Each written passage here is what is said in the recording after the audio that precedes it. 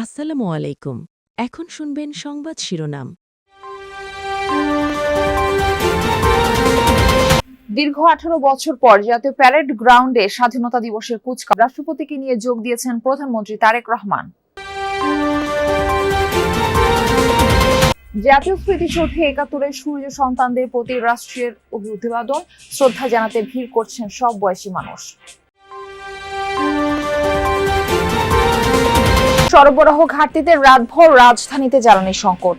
আজ পাম্পগুলোয় তেল পৌঁছালে স্বাভাবিক হওয়ার প্রত্যাশা। বাঘাবাড়ি ডিপোতে পাল্টাপাল্টি। যৌথ বাহিনীর আগ্রাসনে ইরান লেবাননে ৩,০০০ ছাড়ালো প্রাণহানি। আলোচনার সম্ভাবনায় গুরুত্বপূর্ণ অবকাঠামোয় হামলা পরিকল্পনা। এতক্ষণ শুনছিলেন সংবাদ শিরোনাম। এখন শুনবেন বিস্তারিত। জাতীয় প্যারেড স্কোয়ারে চলছে স্বাধীনতা দিবসের কুচকাওয়াজের আনুষ্ঠানিকতা। দেখে আসতে চাই সেই নজরকাড়া আয়োজন। কেরাটে অফিসার্স বেসিক কমান্ডো কোর্স এবং থাইল্যান্ডে ভিআইপি প্রোটেকশন কোর্স সম্পন্ন করেন। তিনি দেশের প্রান্তি লগ্নে বিভিন্ন গুরুত্বপূর্ণ কাউন্টার টেরোরিজম অপারেশন পরিচালনার নেতৃত্ব প্রদান করেন। এছাড়াও 2025 সালে বিজয়ের 54তম বছর উদযাপন উপলক্ষে জাতীয় পতাকা নিয়ে টিম বাংলাদেশের 54 জন প্যারা ট্রুপারের মাধ্যমে গিনেস ওয়ার্ল্ড রেকর্ডস অর্জনের সার্বিক নেতৃত্ব প্রদান করেন। কুচকাওয়াজের আনুষ্ঠানিকতা এবং শেষ পর্যায়ে রয়েছে মার্চ পাস্টে যে আনুষ্ঠানিকতা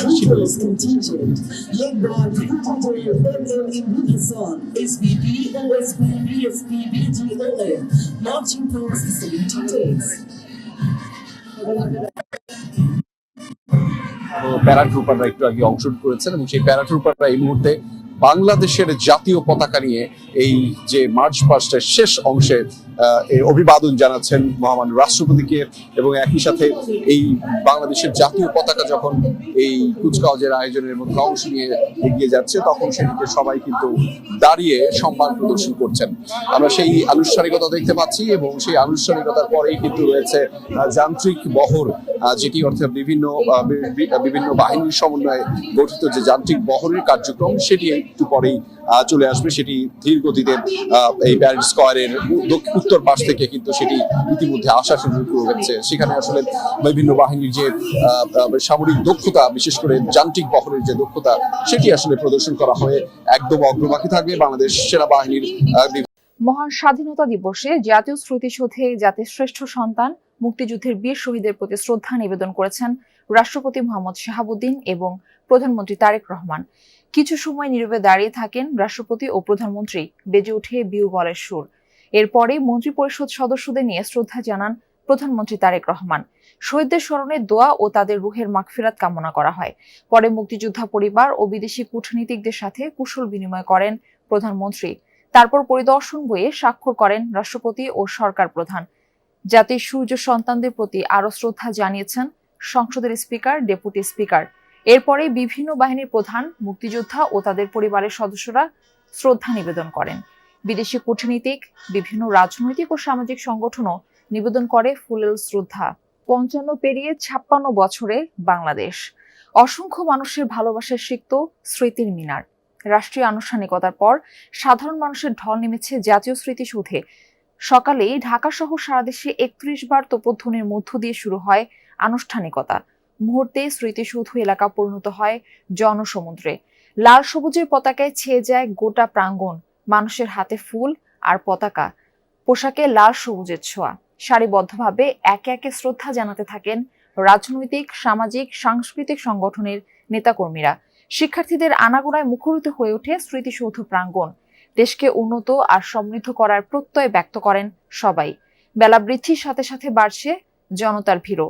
নতুন প্রজন্মকে সাথে নিয়ে আসেন অনেক অভিভাবক। স্বাধীনতা মানে হচ্ছিল নিজের স্বাধীনভাবে চলাফেরা করতে পারবো, নারী হিসাবে সবকিছু স্বাধীনতাভাবে চলতে পারবো, চলাফেরা করতে পারবো। মহান মুক্তিযুদ্ধের যে পরিচয়, ইতিহাস, সেটা জানানোর জন্যই বাচ্চাকে আমি বড়। সরবরাহ সংকটে বৃহস্পতিবার রাতভর জ্বালানি তেল দেওয়া বন্ধ রাখে রাজধানীর প্রায় সবগুলো ফিলিং স্টেশন। শহরে একের পর এক ফিলিং স্টেশন ঘুরেও মেলেনি জ্বালানি। পাম্পগুলোতে ঝুলছে তেল নেই সাইনবোর্ড। সরবরাহ বন্ধ থাকায় বিপাকে মোটরসাইকেল আর ব্যক্তিগত গাড়ি চালকরা। অনেকেই ঘন্টার পর ঘন্টা লাইনে দাঁড়িয়েছিলেন, কিন্তু ফিরেছেন খালি হাতে। পাম্প মালিকরা বলছেন, মজুদ ফুরিয়ে যাওয়ায় সাময়িকভাবে বিক্রি বন্ধ রাখতে হয়েছে। আজ ডিপো থেকে তেল পৌঁছালে আবারও স্বাভাবিক হবে কার্যক্রম। তবে গ্রাহকদের কণ্ঠে ক্ষোভ, সংকট নিরসনে সরকারকে দ্রুত কার্যকর উদ্যোগ নেওয়ার আহ্বান তাদের। হেমায়তপুর থেকে পুরো ঢাকা শহর রাত 12টার পরে বের হয়েছে, পুরো ঢাকা শহর রাউন্ড মারতেছে, কোথাও তেল পাচ্ছি না। সবাই বলে তেল, আমাদের সরকার থেকে বলতেছে আমাদের দেশের তেল অফুরন্ত তেল আছে, কোনো তেলের ঘাটতি নেই, কিন্তু আমরা তো তেল পাইতেছি না। তেল না পাই তো গ্যাসের কতক্ষণ গাড়ি চালান যায়? এক ট্যাঙ্কি গ্যাস হলে হাই 60 কিলো চলে। সমাজের একজন ন্যূনতম মানুষ হিসেবে তো আমরা তো দাবি করতে পারি আত্মা চলার জন্য যে একটু তৈল পাইতে পারি, বলেন তারা বলতেছে না। এখন এর জবাব কে দেবে? দিন বাদে সপ্তাহের 5 দিনই সরগরম সিরাজগঞ্জের বাঘাবাড়ী অয়েল ডিপো। সকাল থেকে বিকাল পর্যন্ত ডিপোর সামনে ভিড় থাকে ট্যাঙ্ক, লরি চালক, পাম্প মালিক আর এজেন্টদের। এবার আন্তর্জাতিক সংবাদ। ইসরায়েলে ক্ষেপণাস্ত্র হামলা অব্যাহত রেখেছে ইরান। বৃহস্পতিবারও কয়েক দফায় রাজধানী সহ একাধিক শহরে মিসাইল ছোড়ে রেভলিউশনারি গার্ড। একজনের প্রাণহানির খবর পাওয়া গেছে, আহত বেশ কয়েকজন। এছাড়া অন্যান্য শহরগুলোতেও মিলছে ক্ষয়ক্ষতির খবর। সংযুক্ত আরব আমিরাত ও কুয়েতেও মিসাইল, ড্রোন হামলা চালিয়েছে ইরান। এদিকে ইরান জুড়ে আগ্রাসন চালিয়ে যাচ্ছে যৌথ বাহিনী। পূর্বাঞ্চলে মিলেছে বিস্ফোরণের খবর। ইস্পাহানের একটি কারখানা ব্যাপক ক্ষতিগ্রস্ত। এছাড়া লেবাননের বৈরুত সহ দক্ষিণাঞ্চলেও ব্যাপক হামলা চালিয়ে যাচ্ছে আইডিএফ। যৌথ বাহিনীর চলমান আগ্রাসনে ইরান ও লেবাননে প্রাণহানি ছাড়িয়েছে 3000। ইরানের বিদ্যুৎ কেন্দ্র ও জ্বালানি অবকাঠামোয় সম্ভাব্য হামলা আরও 10 দিনের জন্য পিছিয়েছে যুক্তরাষ্ট্র। ট্রুথ সোশ্যালে দেয়া এক পোস্টে বিষয়টি জানিয়েছেন মার্কিন প্রেসিডেন্ট ডোনাল্ড ট্রাম্প।